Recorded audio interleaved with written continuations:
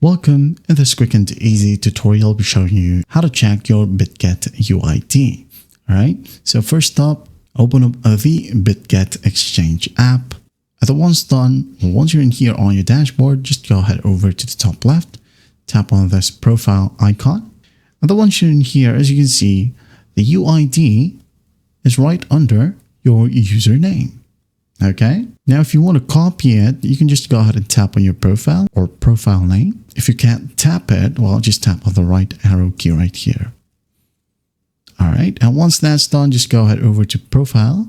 Okay, in this tab, you have UID and your referral code as well.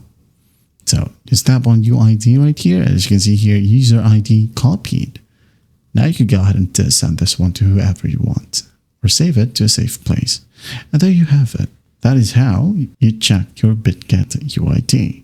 Well, I hope this video helps, and I'll see you in the next one.